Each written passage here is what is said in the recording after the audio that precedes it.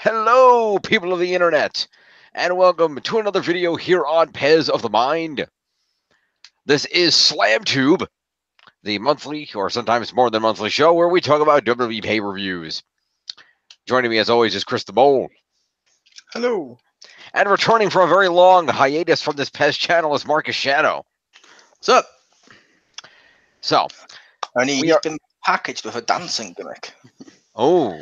Also, Pez gets a debut, because I was going to debut this on mine and Jim's channel, but she actually won tonight, so yeah! Thank you, Shad Dango. Everyone should be repackaged as a dancing gimmick. It works. It does.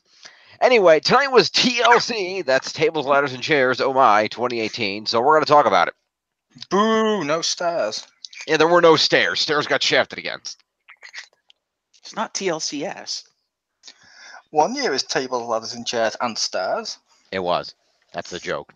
Well, you know what? I know. I'm just saying this year it wasn't. I know, I miss on stairs, and I miss like the statistics about how powerful and heavy these stairs are. Yeah. But to be fair, they did use stairs in the TLC match. They did.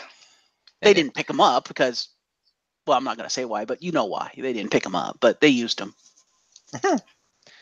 All right, so we'll skip the two pre-show matches, and the opening match of the night was actually the finals of the Mixed Match Challenge.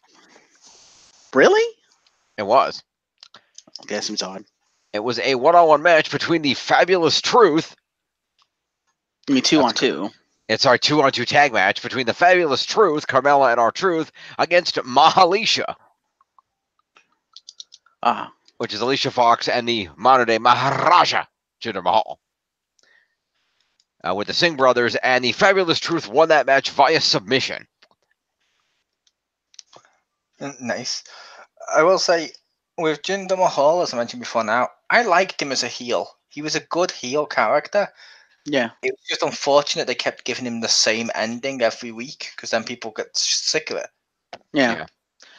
As an interesting note here, apparently because the Fabulous Truth was the winning team, R-Truth and Carmella respectively won the 30th entrance space in their respective Royal Rumble matches. Oh, there's actually a reward for this now, as opposed to just apparently money for your charity. Okay, that's cool. So they win that. So there we go. I did not see that match, so I did. I was watching the pre-show with you. I don't know why I didn't see that match. Because I know when I came on with you, when I turned it on, the bars match was on, so that would have been before that. They start an hour earlier. Yeah, and it was a 7 o'clock start time. Yeah, I thought it was the pre-show. My bad. Yeah, I thought it was at first too, and then I realized when the next thing that happened was Corbin came out, I went, "Oh shit, this is the main show."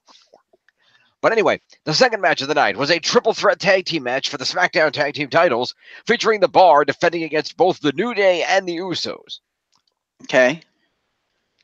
And the Bar retained their titles in that match. That's about Bar for the course. Yep. I'm glad the Bar won. Out of the three of them, they're my favorite out of the three. Yeah. Moment. I mean, I do like the Usos as well, but yeah, it was a case of, with that matchup though, like I've said before now, I wish one of the Usos was in the ring the whole time with a member of the New Day and a member of the Bar. Because it should be a triple threat with all three in the ring. Yes. As we said before now, the logic behind why they tag in the other team doesn't make sense. Like, why would Cesaro or Sheamus ever tag in an Uso? Yeah. Yeah. When the odds are then both people in the matchup will guarantee a new champion. Yep. Yeah. And it should be noted that Kofi and Xavier were wrestling for the New Day in that match, so they had their cruiserweights in there to counter the Usos, but I guess they just couldn't counter the power of the Bar. Fair. They should have gone with Big E and Kofi. Yeah. That would have been one, because those two were actually good, unlike the other one, and also Big E would be the power guy to match the other two. That would have made more sense. At any rate, following that match, we had the next match, which was Braun Strowman versus Baron Corbin. If Strowman wins, he gets a match against Brock Lesnar for the Universal title at the Royal Rumble. If Baron Corbin wins, he becomes the permanent general manager of Monday Night Raw. Mm-hmm. And if Baron Corbin loses, he's stripped of all power. Okay. And That's banished report- into the Phantom Zone. Yes. They went to the Shadow Realm. So, Baron Corbin came out for this match and expected to win it by forfeit. He brought out Heath Slater as his referee. And made Heath Slater begin counting, but Heath Slater got to about an 8 count before Braun actually came out with one of his arms taped up in a sling and got in the ring. And he grabbed a mic with his good arm and basically told Corbin that he was an idiot because the thing about this being a TLC match is that there's no disqualifications. Which means if anybody out there happened to be pissed off at Baron Corbin and tired of being treated like crap by him, they could get involved in this match, and it would all be totally legal. Which led to Baron Corbin getting assaulted with chairs by Apollo Crews, Finn Balor, Bobby Roode, and Chad Gable, and there was another one. Well, and Heath Slater himself. They all, and I feel like there was at least one other person that came out and then after they went to attack Corbin, and he slid out of the ring to try to escape the attack and leave, and then he got about halfway up the ramp when Kurt Angle's music hits. Kurt Angle came out, hit him with the chair, and then threw him back in the ring. And then they all beat the shit out of him with chairs repeatedly, and then Strowman just got in the ring and put one foot on him as Heath put his referee shirt back on, and then counted a 3 count. Yep, which is really funny because remember this time last when Braun Strowman was talking about how he doesn't need a team and he always wants to work alone regardless of anything. He always works alone. And then this time he's like, hey, everyone, come help me. Yep. Defeat Baron Corbin. Admittedly, he is injured, so you could make that case, but that's not the Strowman character. Like, he literally walked out of an ambulance dying and was willing to keep going because he's too stubborn not to do it. Yeah. It was a weird choice. It was. But in Like, either it's like the type of segment they would do if, like, it was John Cena versus Baron Corbin. Yeah. And Cena would be constantly playing with the crowd or something, that type of character. It didn't seem like a Braun Strowman move. Yeah. Well, also, if you think about it, Raw needs a big babyface, and this is the biggest babyface move you could pull right now. Yep. Yeah. So Baron Corbin lost and has been removed from All Power. And Braun Strowman will get his title match against Brock at the Royal Rumble. And Vince is coming to Raw tomorrow, presumably to put somebody in charge. Yep, and that person will be Bill Cosby. I don't know what he's up to recently, but all the way from jail. Live via satellite. There you go. What would you do if Vince came out and was like, and your new general manager, Cody Rhodes?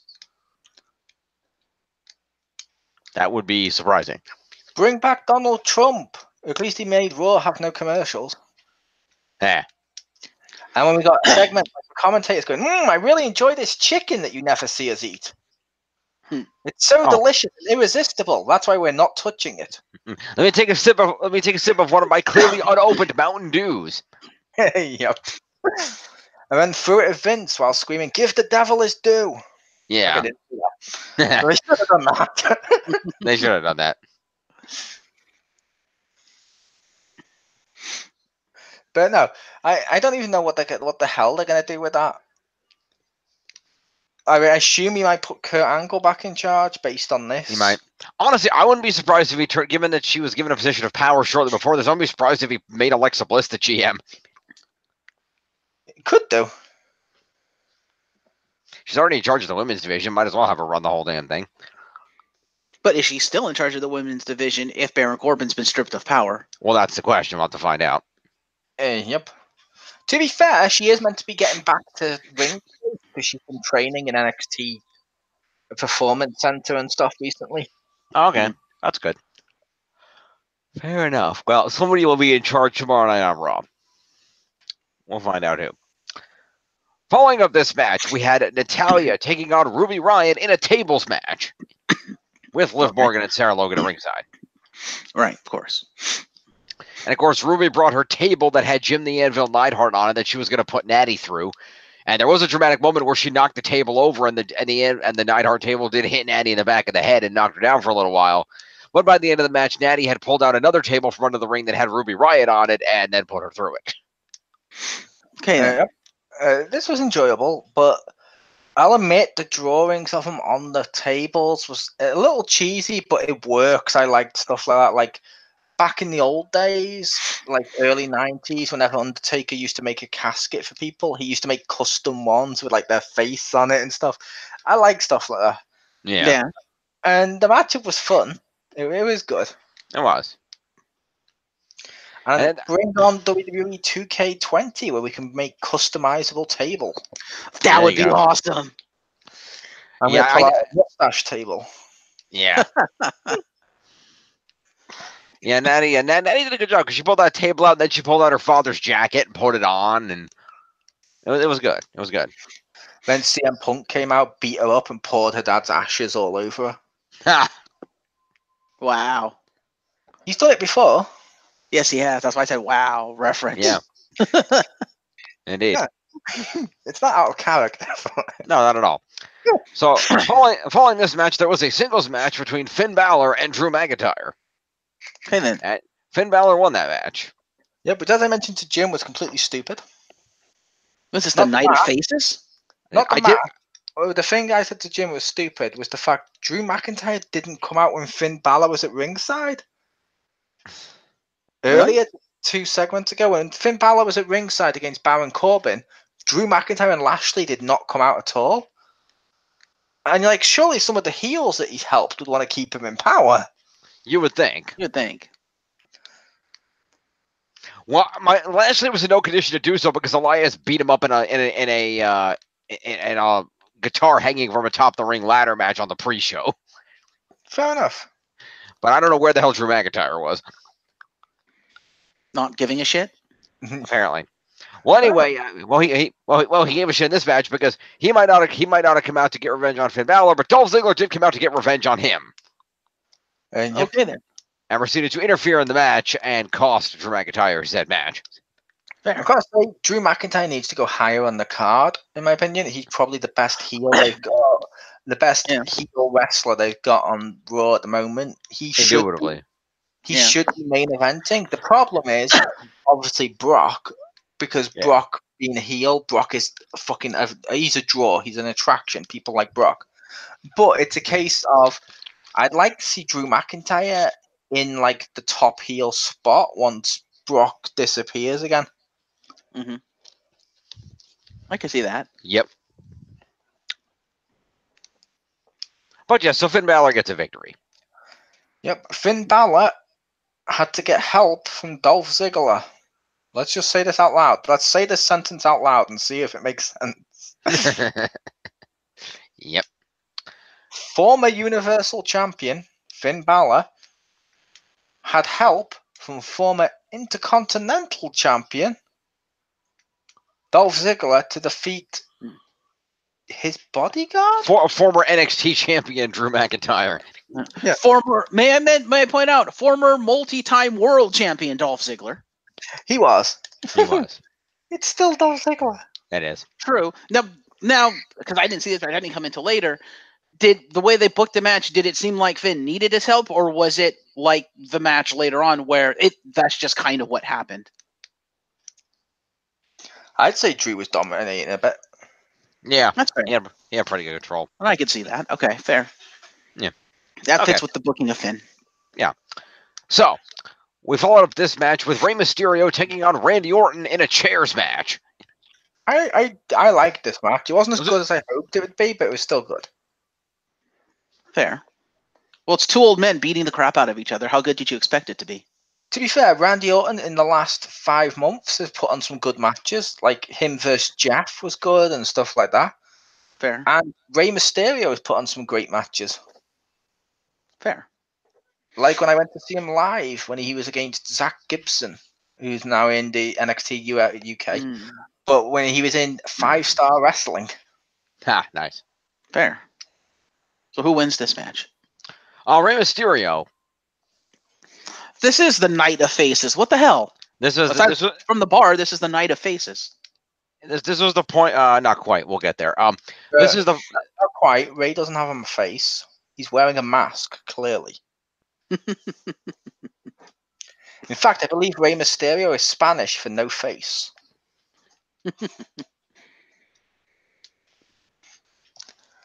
I really hope Jim's not Googling whether or not that's true. Nope. Okay, good. Okay. But yeah, Famous Tier 1, there was a good moment where a chair was wedged in the corner, and Orton tried to throw Ray into it, and Ray managed to reverse it and Hurricane and Orton into it instead. Nice. Yeah. So that was good. The thing I kept envisioning in my head was 619 into an RKO, and it was going to look spectacular. I was disappointed. Yeah. How do you RKO out of a 619? He goes onto the ropes and he does the leapfrog off the top. Oh, that's not the 619. That's the drop in the dime, isn't it? He does the 619 and he leaps over the top rope to land on him. Yeah, that's. I believe he called that when he first did it way back in WWE. I believe he called it drop in the dime. He used to call it the West Coast Pop. That was the Hurricane Rana. That's where he jumps off the ropes and does the Hurricane Rana. Oh, okay. Or not the Hurricane Rana. It was a sunset flip pin. Oh, okay. Yeah, the drop in the dime is where he jumps off him and like sits on him. Gotcha. Yeah, but after a certain while, that just became part of the 619. He did the 619 and leaped over the top rope. Oh, fair enough. Yeah, I could see an RKO off of that. Yeah, so I was thinking that'd look spectacular, but obviously, it did. Obviously, to win. Yeah, and also heel Orton keeps mentioning the RKO, but never using it much because he knows the fans pop for it. Mm-hmm. Yep.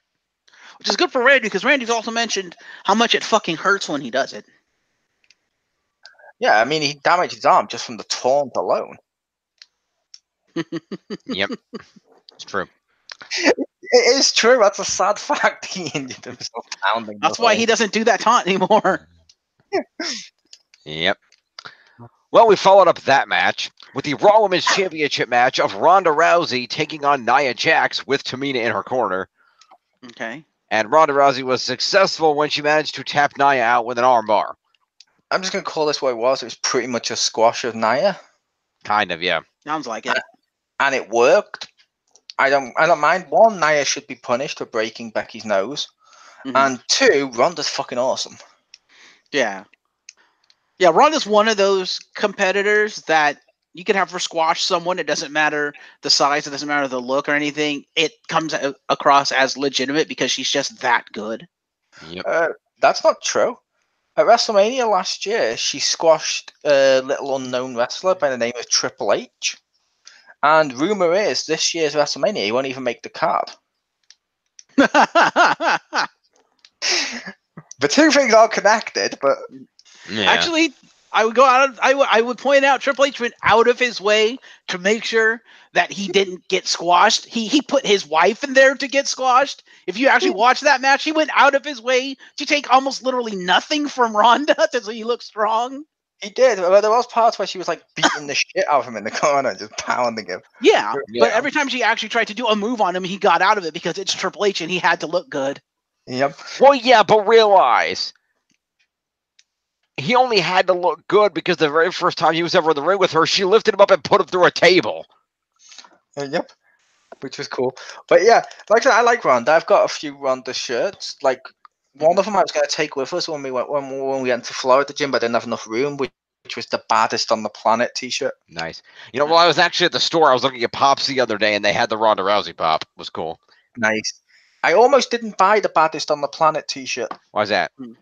Because they listed it as baddest woman on the planet t-shirt. And I'm like, I don't think I can wear this. But when I looked at the t-shirt, it doesn't actually mention women. It just says baddest on the planet. I'm like, okay, it'll do for any gender. That's cool. Mm-hmm. So you should have got. It would have been fun if it had baddest woman on the planet, because every time somebody looked at you weird, you could have go, "Are you assuming my gender?" Yep. I'm saving that for when I'm in a ship that's going down and they say women and children first. like that new Titanic meme. Yeah, exactly. Nice. All right, moving along in the program. After Ronda ran that match, we went to the WWE Championship match between Daniel Bryan and AJ Styles, when Daniel Bryan retained the title, and AJ had some bright ass green DX looking tights. So Daniel Bryan's literally the only heel that won the entire night. Wait for it. I'm going to summarize this match with that whole main title on SmackDown has been booked so terribly with shenanigans and stuff. Like, he literally won, Jeff, off a small package reversal. He did. What? AJ small packaged him. He rolled it over at 1, 2, 3, 1. Wow. That's how terrible that title's been booked. Like, how many low blows has there been in titles since last January? Yep. In the WWE title picture. And every match that Shinsuke's been in. Yep, and Daniel Bryan won that with a low blow. Yeah, that's how he won the title. That's true. But yeah, so Daniel Bryan retains. Fair. So good for him. Then we had the Intercontinental Championship match between Seth freaking Rollins and Dean Ambrose that ended with Seth coming off the ropes, going for a curb stomp, Dean ducking out of the way, and then nailing a Dirty Deeds and winning the Intercontinental title. That's right. I forgot about that. That's where I came in. That's where I started watching. Yes. I like the little moment where Dean put his fist out like, come on, man. Let's just put this behind us. Which Seth considered it. Which surprised everyone because he held the title in his arms like that at the end, Jeff. But no joke, he threw it down and wrote WCW in the air, and people were like, "Oh my god, is that tied to Vince's announcement on Raw?" That would have been awesome if he did that. I'd just be like, "Why? This is not relevant right now. You've gone out your way to just squash WCW since you beat it. There's no need." No. You know what you know what I would have done if he'd have done this, because I would have been like, "Wait, what?" If he threw it down and instead of WCW in the air, if he wrote out TS for Too Sweet, indicating he was going to Cody's promotion. That would also work. Yeah, what? I did like the point in the match where there was like Dean tried to play mind games and he put out the Shield fist bump, and Seth Rollins had this. What's that? I just mentioned that. You did? Yes, that's the first thing I said. Oh, okay.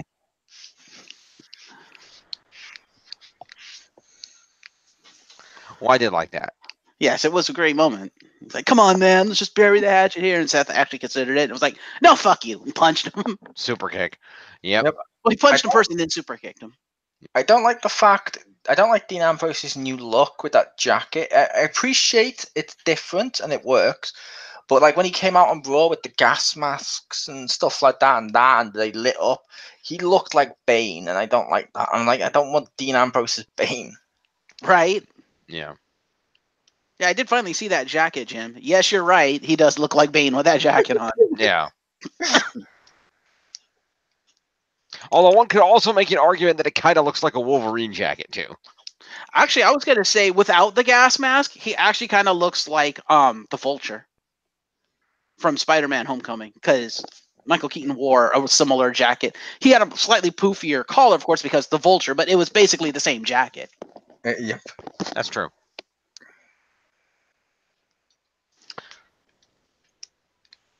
Although it was an okay match. It wasn't terrible.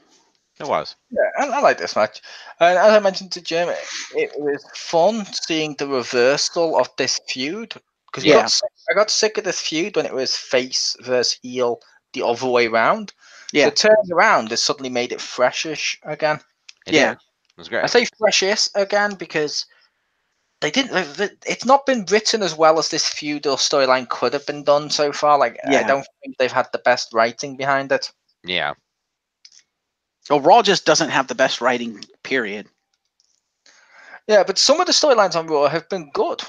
I enjoyed some of them. Like most of the Ronda stuff has been fantastic. Hell, I even enjoyed the Brock storylines. Mm-hmm. I thought Reigns winning the title was written really well. Yeah. Yeah. But it was just a case of this. For some reason, they just haven't put any effort in it. Like, we're just supposed to care that he turned heel and that's it now. We're just supposed to instantly buy this as a viable feud. Yep. Yeah. Well, yeah, they did a terrible job, in my opinion, of the heel turn. And I think they did the heel turn at the wrong time, in my opinion.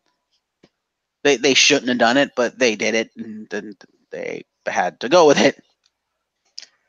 I could see that. I liked when they did the heel turn because I know they did it just for the most oomph you can get from the people being like, oh my god, he's just shit all over the Shield right after what happened with Reigns. Yeah. And I know Reigns would have been okay with that because obviously he'd want the show to go on and stuff. Yeah. Right. It's the most emotional time to do the turn. So I can agree with it. I just wish they'd done more afterwards. Yeah, exactly. Well, I agree with why they did it. Up on stage and going, "I am a heel now," and then leaving. Yeah. Well, I think when they did it makes sense. I understand why they did it, and I agree with it. The problem was the build-up sucked. There was no build to it. I don't think they were intending to turn him that fast. I think they were intending it to be a longer build-up. But then when Reigns said, "I need to make this announcement, and I need to drop the title," they said, "Oh shit, we have to pull the trigger now. If we don't, we're gonna miss out on this emotional impact behind it." But in doing that, no one gave a shit because you didn't finish your build-up. It felt like they turned him in the middle of the build-up instead of where he should be turned at the end of the build-up. So when he turns, we care. I could see that as well. And yeah, like I said, I just felt like afterwards they didn't do much with it because, like I mentioned to Jim earlier, one of the best things they could do is they've got Renee on commentary. She can go more into his psychological mind and what he's doing in a way that he wouldn't do because he's his wife. And every time when they ask her, she just goes, "I don't know what he's doing. I don't know what he's thinking," and that's all they let her say. Mm-hmm. Normally they can't stop with stuff like Michael Cole going, "Oh, I just spoke to Finn Balor in the back earlier tonight, and this is his thoughts on tonight." Yeah. She's fucking in bed with him. Let her say his thoughts. Right? And I get agree. it over. What the hell's wrong with you?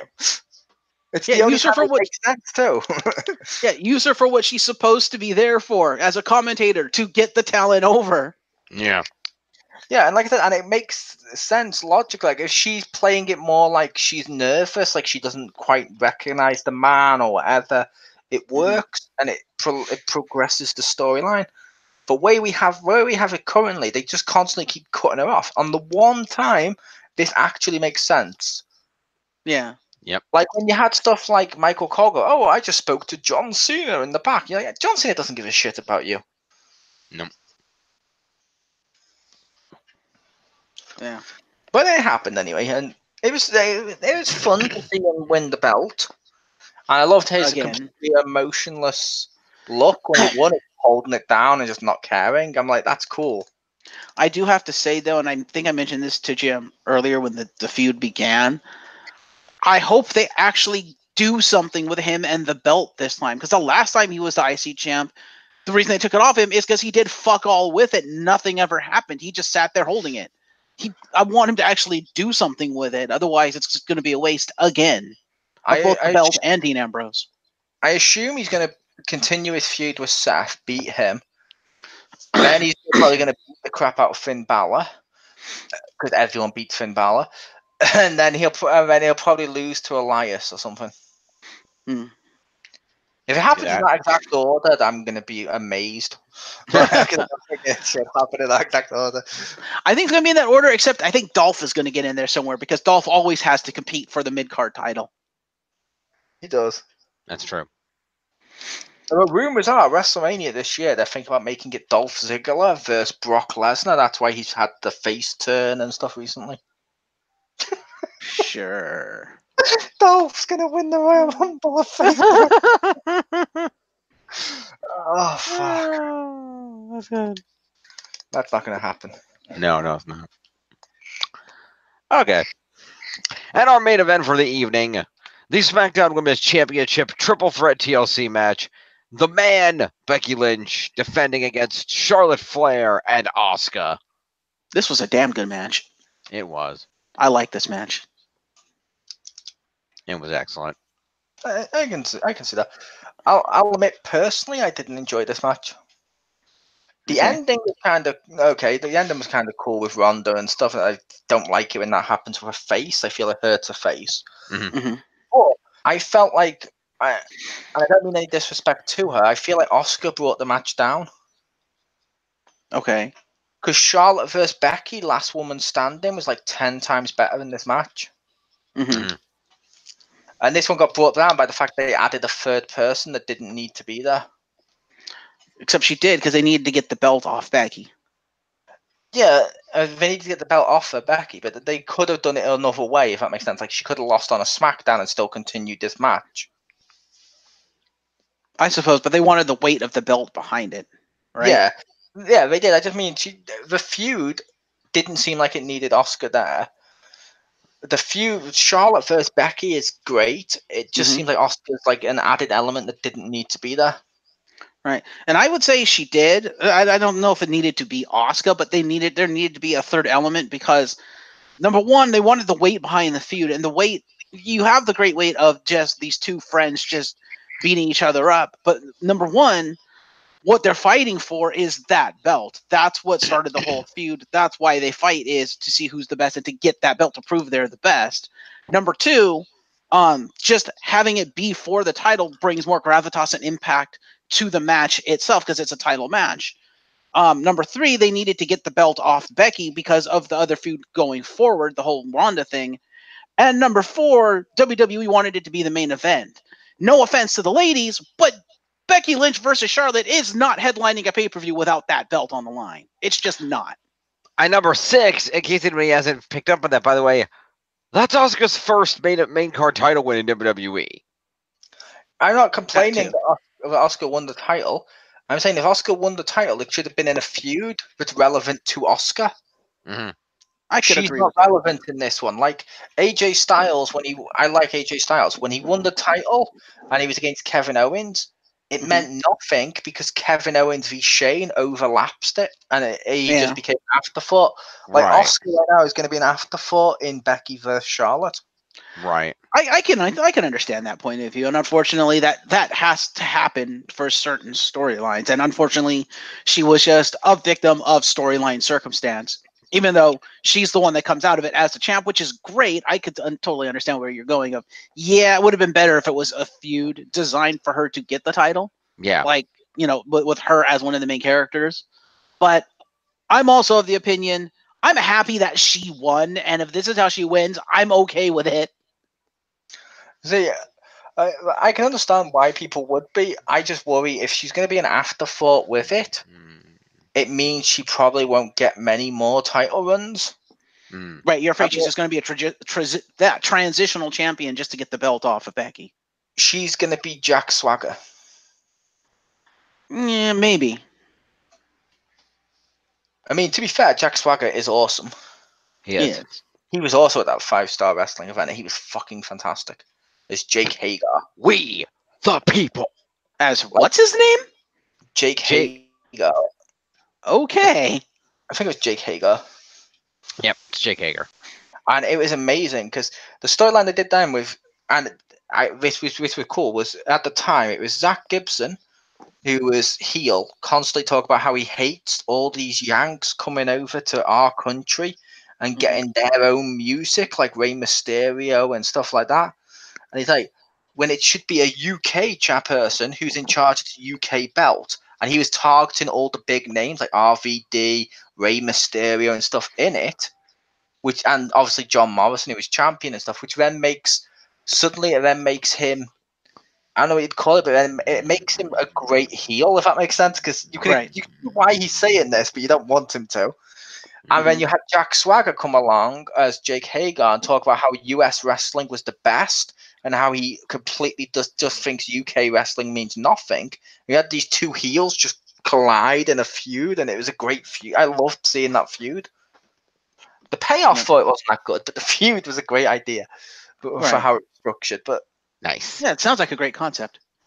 Yeah, but with the whole thing of like that with this feud, I would have preferred Asuka to do something else. Like maybe it was a TLC for the matchup, and then Ronda ran out and cost both women, so the match ends in no contest. Yeah. So then on SmackDown, Shane announced it's going to be a battle royal for the title. Asuka wins. Then Asuka can get her own feud as Charlotte and Becky continue feuding away from each other, so they're not linked together. I think the other thing too is the thing of she's linked. She's not really the most important part of the feud she wins the title in. She didn't win it on her own. I feel like she's going to be like one of the afterthought champions. I feel she shouldn't be. I mean, I'm not a fan of hers, but I feel like she deserves more. I agree with that. I think the other thing too, I'm just thinking about it. I think the other reason they did it is because they wanted Asuka's first women's champion win to be at a pay-per-view. They wanted her to get that pay-per-view win. Yeah. I think that's the other reason they did that. It's so that it would be on paper that not only did she win the women's champion, but she did it at the main event of TLC. I mean, that's huge. And isn't this the first ever like women's TLC match? No. Okay, I thought it was the first. I haven't watched it in a while. No. Okay. No, but not still, even. go ahead. No, I'm gonna say like weren't like Trish and Lita having TLC matches? Did they? I don't No. remember. It's been a while. But either way, it's still involved in the guys' TLCs to cost the people they were helping out at the time. Okay. So this might have been the first ever TLC. Regardless, it's still the main event, and it's still the SmackDown Women's Champion, which is two huge things in and of themselves. And together, I mean, regardless of how she wins it, that's still something impressive to have on your record. That you won the big title, or in the women's case, the only title, in the main event of the pay-per-view. It kind of is. It's TLC. Yeah. It's the December pay-per-view where literally like last year was like Braun Strowman getting thrown in a garbage truck as the main event because who cares? Let's move on to WrestleMania season. Right. No, next year's the first women's TLC match. Fair enough. So that's the other thing. She won the first ever women's TLC match in the main event of TLC for the women's championship. I mean, that's fucking huge. On top of the fact that she's also the winner of the first ever women's Royal Rumble, lest we forget. Yeah. And I think she's personally, I'm calling here, she's going to be the champion walking into WrestleMania. She's going to be the women's main event of WrestleMania. Well, second women's main event of WrestleMania. We all know what the main event of women's main event of WrestleMania is going to be. Let's not kid ourselves. Yep. It's going to be Sable and her husband Brock Lesnar against Ronda Rousey and Conor McGregor. Bank on it.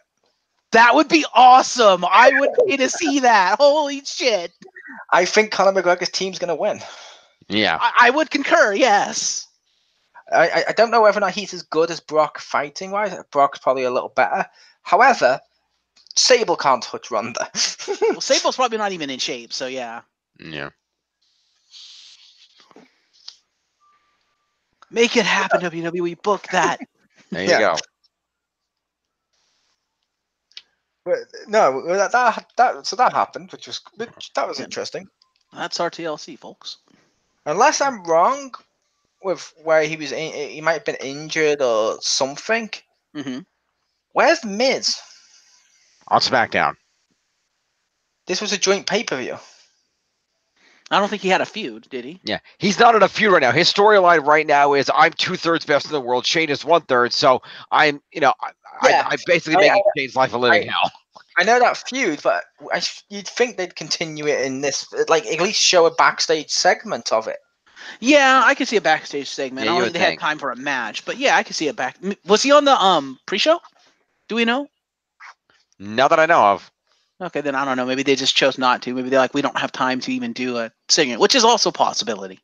Yeah, because I'll admit, obviously, I like Miz. I've even got his emoji shirt. Nice. I'm guessing. Yeah, it's great. I'm guessing either his feud isn't that important, or hasn't reached to the point that it's important yet, or they just didn't have time to do anything with it. Yeah, one of the two. Yeah, which is too bad. I'm gonna guess probably the second one. Yeah, because it was important enough to revolve most of the Survivor Series main event around him telling Shane to get back in and getting himself killed. True.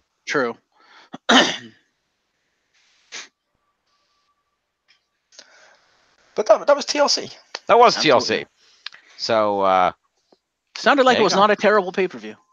Yeah, no, it was pretty good. And we will see what happens tomorrow night on Raw when Vince comes to make his announcement to shake things up. Yep. And if I was going to rate TLC, I'm going to give it in the middle. It had some good matches, but nothing felt like it mattered. Yeah. Like none of the outcomes really felt like they mattered, and the ones that did had like shaky stuff, like Daniel Bryan wouldn't be via roll up. It's like yeah. Oh. Or Baron Corbin's been banished in the opening match, which is probably one of the larger things that happened, or one of the earlier matches. I mean, Yeah.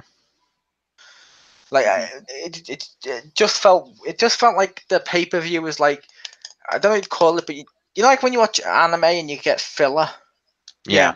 It felt like a I feel filler like pay-per-view. This is filler until WrestleMania season. Isn't that usually what the December pay-per-view feels like anyway? Yeah, kind of. This is kind of par for the course. If anything, this is better than par for the course because at least the main event was interesting. I still found it interesting that Braun Strowman got thrown in a garbage truck. Really?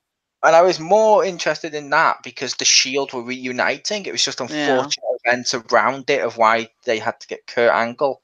Yeah. Really, Triple H wants to be a member of the Shield. Yes. Yep. I think they did that overseas, yeah. Yep. Like, which was weird. Triple H should never be a member of the Shield. Like, he literally feuded with Seth Rollins before that. And he feuded with Reigns and Ambrose. And he hated the Shield. He was the reason they split up. But now let's make him a member. I have to admit, he looked cool in the black, though, with the vest and shit. I thought he looked pretty badass. Despite being the shortest member of the Shield, I thought he looked pretty badass. And that's saying a lot, because that's Triple H, and he was the shortest one. I was like, what? I'm also curious. Do you reckon they were planning to split the Shield up soon anyway? Yeah. The only reason why is it Agents of Pain? Authors of Pain? Authors of Pain. When they've got basically the Shield outfit and stuff like that at the moment, so I feel like they probably wouldn't want to do both, so they were probably going to split the Shield up soon. Well, they were going to split them up anyway because of the whole Dean Ambrose turning heel. I think they had always planned that. Yeah. Yeah. But would he have feuded with Reigns, or he probably would have still feuded with Seth because that's the one he didn't trust. Yeah, he would have because Roman was probably going to feud with the then heel Braun. That makes sense. So. Yeah. So we'll have to see what happens, and I'm looking forward to next month's pay-per-view. Should we make the thing that's going to be on a different channel? Yeah, but can we do the rest of the scores first? Can do. I thought you rated it, my bad. Nope, I didn't do shit. It's a good pay-per-view. I'll throw it a 9 out of 10. I think it was enjoyable. They had good matches. I think it was well put together. Just enjoyable pay-per-view. 8.5, 9. Good score. I think it's worthwhile, especially the main event. Main event made the show. That was really good. So check out TLC on the WWE Network if you haven't seen it. I didn't see the whole thing, but based on what I saw and what you've said, I'll give it a 7. It seemed like a pretty decent pay-per-view to me. Yeah, probably overscored. Even if it was a holdover. Okay. Yeah. All right. So there we go. So yeah, going forward, there will be some changes. For those that might remember, before this channel was founded, we were on another channel called the X Pound, and due to circumstances that have come up, some of you might know that Jeff and I have been doing some videos over on another channel called the League of Opinionated Gentlemen. Well, we realized that this whole 2-channel thing doesn't really have a point anymore based on the number of videos that are being put out and who's involved. So we're going to bring it all back together over on the X Pound channel. I'll throw a link in the description later. Basically, what you're saying is we've reunited to, as Marcus or Jeff said, of the core, and that's spelt with 3 R's, so we can trademark it. No, God, no. That was the worst faction ever. No.